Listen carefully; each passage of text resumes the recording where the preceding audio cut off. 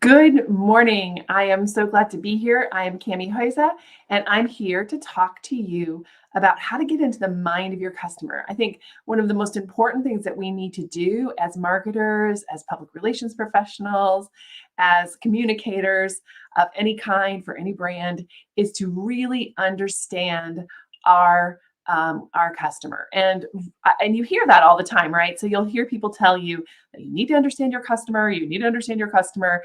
And then you probably know a lot about some of your customers because they're your customers, right? So you will often have some ideas in your head about what your customers want, what they need. But oftentimes I find that brands and companies tend to think of it in terms of themselves. So, like what they need their customer to do. And because of that, we have very little empathy for our customers. We have almost no empathy sometimes for the people that are going to buy our services or that are going to be a part of our world. So that's what I want to talk about today. I'm just going to jump right into it because I have some great steps for you to take. Plus, also, I'm going to show you some places that you can do the research. So, for my research nerds out there, raising my hand, this is going to be a great episode for you because you will be able to really dig into this. And I'm only going to get you started. There's so many more than what I'm going to show you today, but I really want you to have a framework to put it into. So not just going out to start researching, but then what do you do with that research and what are you really looking for while you're out there? So anyway, that is what I'm going to talk about today. Really quickly, I just want to go over the 5 things that you need to probably be looking for as you are reading through all the stuff that you're going to read through. And I want you to understand that framework first, and then we'll just jump into a couple of places where you can look up how to do this. So this is the things that I think you should be looking for when you're out there. So when you're reading through these different forums and places I'm going to show you, I want you to be thinking about these 5 things and looking for them. And as you find these little tidbits, I want you to copy them, either screenshot them or copy paste them into another document. So you're going to want to do that over and over again. And here are the 5 things you're looking for. Number 1 is pain. Like anytime they ask a question, like they can't solve a problem and they're asking a question about how to solve that problem, that is very revealing. Because if you ask people what's your biggest problem, they'll come up with all kinds of things. But the truth is that the real pains are the things that they're actively looking for at that moment. So you want to grab those. And we know as deliverers of services and products, and I know there's a lot of coaches that listen to me and people that do online training, but even if you're like a retail store, people are, and maybe a retail store understands this even better. People are going to buy what they need like right now. Like they're going to be looking for us to solve a specific problem they have right in that moment. And they're going to reach out and try to find the most credible source, the best price, all that kind of stuff of something that will solve that problem instantly.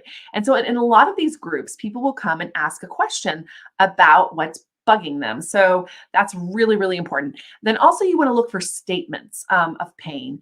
And what I mean by statements of pain is like the other day I was talking to somebody and they told me, I really don't want to have to deal with not knowing where other clients are coming from again. Like, I don't want to have to deal with all that. So I don't know really what to do about that. And so that right away, they have some language around that. And I didn't give the language exactly because I'm recalling it, but I've copied and pasted that into a document so that later other people feel that way too, right? So that's what this is I'm getting at here. If you start to see that the same pain keeps cropping up over and over again with different languaging, but very similar or sometimes almost exactly the same, you're going to want to start thinking about using that language in your marketing and in your information as you draw people in. So that's the pain part of it, the questions and the statements. So then the relief part, you're going to have to do this work with the pain. So if your product can remove that pain that you've been hearing about over and over again, what would people feel like afterward? Like what would be their end state?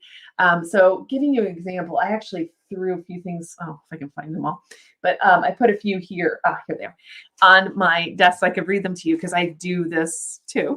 So I've been doing a little bit of this research. That's why recently again. So by the way, you want to do this research more than once. Like you probably want to look at the stuff like once a year or so, just to make sure that you're kind of on point. But I'm just going to read a couple of these to you. One of these is that especially for entrepreneurs, they tend to stay up really late at night, sometimes finishing projects, things, especially if they're passionate about getting them done, but sometimes just because they have to. They're doing all of the things in their businesses, and so sometimes they get really overwhelmed. So one of the pleasures could be contented. I don't work late nights or impossibly early mornings anymore. When I get enough sleep and I have a plan to get things done, I'm paradoxically more rested and motivated to get more done. My kids and husband also seem a lot happier, and I've been much better about spending one-on-one time with each of them every week. That's a personal thing, right? And we don't think of that in business, but that's really the key, is like they want to do less so they can do more of the things with the people that they love. That's really important. That's a really important one that I found as we've gone over that. For social media, how about this one? We never scramble or wonder what we will share on social media accounts. We've created our annual, quarterly, and weekly plan months in advance, and we have batch created our content for at least a month in advance. We know exactly who we're serving, and they're going out of their way to consume our content and interact with us. So that right there is like maybe really important for people that want to use social media, but they don't feel like they actually have they don't know what to say. They're like, I don't know what to post about. I don't know what to do. So we have a product that helps people do that. So, that could be one thing that solves that pain. So that's just a couple examples of pleasures. And what I'm talking about is that relief. What does that relief look like for people? And then you want to really like hone in on their interests. And this is the harder one because a lot of people have different kinds of interests, but this is going to be important for ads, especially. What organizations are they a part of? Because you can target those with ads, if they have a big enough following. So, what is their interests overall? Like, if and I do work with social media, public relations, and communicators, then I might write in, they have listed as their interest public relations topics or social media topics or whatever. So interests are really important for you to know, especially if you're going to be doing any advertising. Also, which like if they're part of PRSA, Public Relations Society of America, or if they're part of AMA, American Marketing Association, you can actually target these groups in your ads. Also, so that's the third thing: pain, relief. And the third thing is their interests. And that's, again, you're just going to be kind of paying attention to the industry. Hopefully, you know your industry. Number 4 is the bad advice that's out there. This is kind of really important. So right now, especially in social media, you have to have a message that cuts through the noise. And the only way to really have that message that cuts through the noise is by understanding how you are so very different and novel than other kinds of solutions. Because everybody teaches social media management or social media strategy.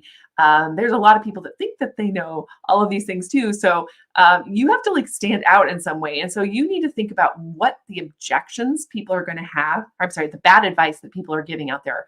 So I've screamed at the computer before. People will give bad advice. I'm like, no, that's not how you do it. When you find yourself doing stuff like that, you need to write that stuff down because that will actually help you. So if you have a strong feeling about how things are being done, that they shouldn't be done, that's probably something you should be talking about.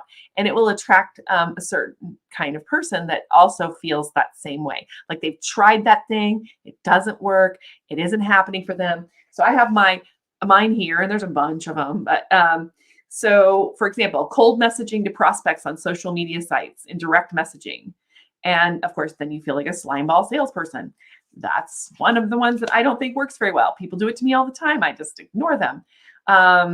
Also, slipping in your little, like promoting yourself in somebody else's live stream or online. Actually, I just saw it with Taylor Swift this week. There's people, of course, because she's getting all this attention. She just dropped her new re-recorded albums. And oh, hey, Walter, how are you doing? And so, she dropped that album, and people are like slipping in like, I think the one that stood out to me was, my mom says she'll buy me a new mic if I get 5,000 likes on my music video. And I'm like, okay, this is Taylor Swift's moment. your mic is not going to be happening anyway.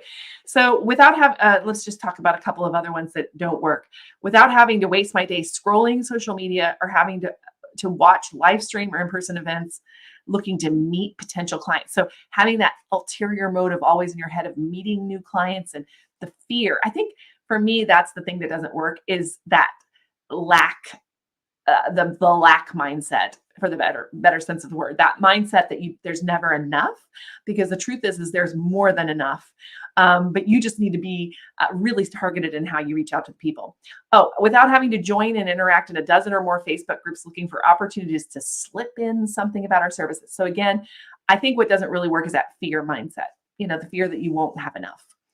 Without having to work with clients who are difficult and who burn me and my team out, making us not even want to pick up the phone. So this is something I hear a lot about in a lot of different groups that are serving clients, those clients that are toxic. So, I mean, there's toxic relationships and everything, right? So there's sometimes toxic clients.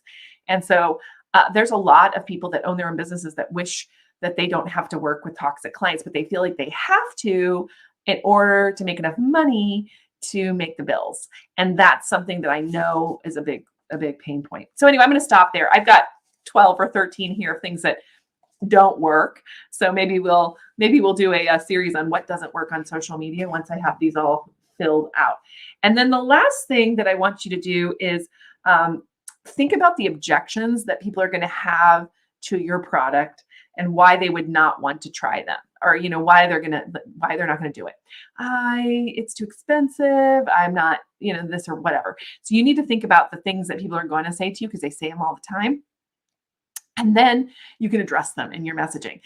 Doesn't mean that people will always, decide to go with what you have, because some things are legitimate concerns. But the bottom line is that you're going to want to think about that. So the 5 things are pain points, really, like what questions or statements are they putting out there? Relief, what it feels like when the pain is solved. That's some things you need to kind of think through and be creative about. Interests, what are their interests and which organizations are they involved with, and that kind of thing, so that you can use that, especially in advertising. And by the way, I do believe that some advertising is probably a good idea, but that's another story. Bad advice that's out there. What is the bad advice that people are getting, and how do you stand differently against that? And number 5, objections. What objections would they have to you? And then you just want to keep 5 Google Docs, or you can do it all in one Google Doc with headings. You can use a Trello board and put all these in a Trello board and just keep adding them in. And then it makes it really easy for you to just open that up. And by the way, that solves the problem of not knowing what to say, because you can just open up your what I call the word vault. That's what I call the word vault. And you just look and see what people are saying. And then that way you can just address one issue per live stream. Literally, you don't have to even have any prep time. Like for these live streams, for example, I barely prep for them, because I just know what people need to hear, because I've done all this research, and all I have to do is open it up and do it. I could also plan them well out in advance, very strategically, if I wanted to get ready for a launch. So it makes life so much easier, and makes it a lot easier to do these things. Okay, so now I'm going to show you a few tools. Hopefully you're ready for those, that will help you to do exactly that. So the first one that I really love is this one called SparkToro. They do have a free account, and it's very limited, but for most people, this would be great. So SparkToro, it's got this dashboard, and I just went and opened all these. I just put social media in there, and I just want to show you what they have in here. Let me go to the actual tab so I can kind of scroll it. This is what they give you, which I think is really helpful. So I just use the word social media for, this demonstration purposes here. You can use something else, like what do people search? So get more search ideas related to this audience. So it'll tell you what people are searching.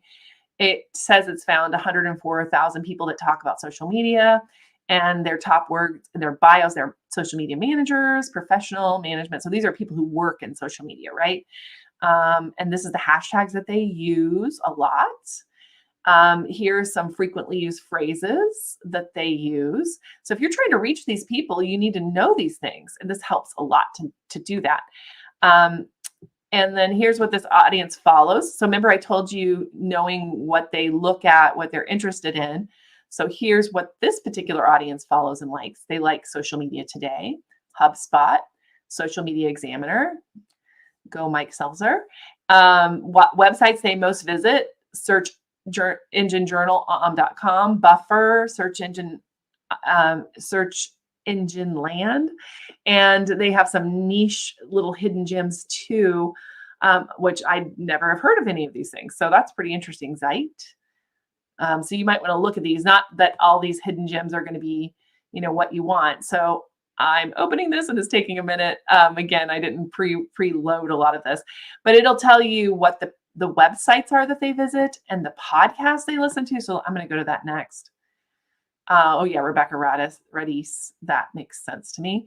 So there's some people here that are well-known. Kim Garst, very well-known people that they follow. Podcasts are, now here I'm going to have to pay for it, so can't do that right now. But if you pay for their service, they also will tell you what podcasts they listen to, what YouTube channels they look at, and press too. So like Mashable, they do give you this. This is good. I couldn't remember what they gave you for free. Mashable, TechCrunch, the New York Times. So these are things that you can actually target in your stuff. So that's number one. And I just think that we sometimes forget that we have all these tools out there. This one's like partially free, which I think is amazing. Again, I'm going to now show you the next one. So I have to undo this and redo this. Hold on a second. So I am going to show you the next really cool tool, which I know not everybody loves anymore, but is Facebook. And in Facebook, there's all these great groups. And I don't use these groups to go out and troll for clients. Okay, so that's how I don't use it that way. So Facebook groups for me are a place for research and connection, but connection in a way that's not salesy. So I never do selling on Facebook groups. It doesn't work. It makes you look slimy. I just highly recommend that you don't do that. So if somebody's telling you to do that, like if there's a guru out there telling you to do that, just think about how you feel about it. A lot of times I do the how would I feel about this test, and if it doesn't like resonate for me, I'm not doing it. So I'm just gonna tell you that right up. Let me give you the full screen so you can see. What I did here is I just looked for social media, and I'm not going to jump into this too much, but I get a lot of my research from these groups.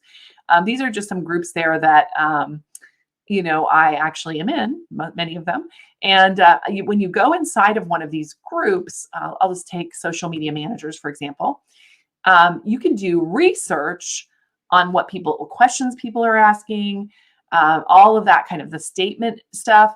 So if you have like something that you are involved with, you can do a nice little search inside of here too, because all you have to do is come into the group and then you click on here and you say you do an Instagram algorithm. So I would just say actually algorithm in general will give you a lot of like interesting things that people say. Search this group for algorithm, for example, because I know people complain about the algorithm all the time. I know that. That's just something I know. I think we all know that to a certain degree. And here we go. Here's a statement. Fabulous. I am so over the recycled and deeply skewed post about the algorithm isn't showing my content, or saves are better than likes. Look at that. That's a statement right there. And that's what people say. The algorithm isn't showing my content. Saves are better than likes. There's like this advice that people throw around that, other people are frustrated by. So this could be very interesting, this whole thing about shadow banning. Anyway, this gets very technical fast in my own industry, but I just wanted to show you that you can jump in and get very deep insights and what people are talking about in your industry just by going into these groups and doing searches around different topics inside the group itself. That's not talking about your services. That's not doing all that. Okay, so then the next one that I want to show you, which might be something you haven't thought of, or maybe you have, I don't know, but let me know, is another one that I like to go to, although it is a little more toxic, but it does help you to see some of the complaints, especially, is Reddit. And so I have, I'm going to show you my Reddit tab here, but Reddit is, and you can't see it really. Gosh, it's so hard to see these small things. But I'll make this bigger so you can see it in here. So Reddit has a lot of really interesting groups in it. So I went here to Reddit and I just searched for social media, and they have something called a subreddit, which is basically a group of people that talk about a specific topic. So this one's about social media. There's one about social media marketing, which is probably where I would go because social media is very broad. And so I would probably join into this one because this one, and I'm not signed in, but I am joined to this one. I already have joined this one. But basically, you can do the same thing here. You can kind of just go through and see what people are talking about or asking about. Marketing and leads collection. We're a spare parts company. We sell all kinds of genuine aftermarket products. We're currently working on a marketing project where we'll be using Facebook to collect leads.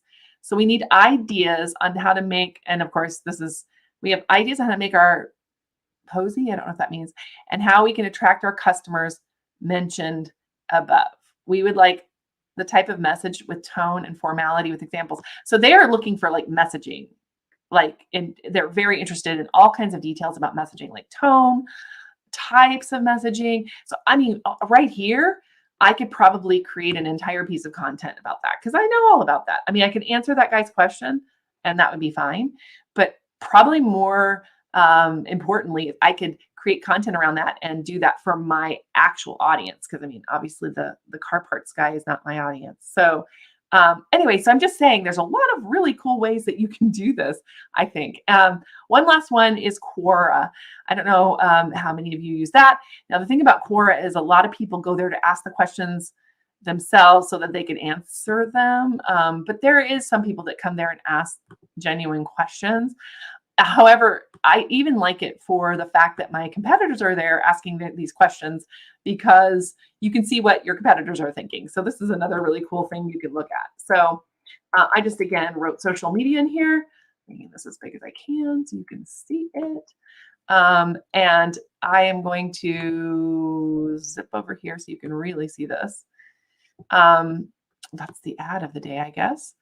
So which of this, yeah, so some of this is not going to work. So you'll have to dig a little bit, but in Quora, there's going to be some questions people ask about marketing. So maybe I should put social media marketing in here, make that a little bit more specific because anything can be social media these days. Like, why do people have like misinformation on social media or whatever? So I would then search down. So what is social media marketing? That might be interesting to see what people say. So a lot of experts are going to come in here and answer this question, and other people are going to say different things. But this is a great way to see what your competition is saying as well. So you can see many people have a misconception of what it is. Social media marketing is the use of social media platforms. Okay, that's interesting. And you can just go down here and get so much information. I don't want to like bore you with information from my field, but I just want you to understand that there's so much that you can get from these platforms. So I've gone over SparkToro. I've gone over, and if you've come in late, you can go back and rewatch. I've gone over Reddit. I've gone over Quora. I've gone over, which one? There was the other one I did. Yeah, Facebook groups.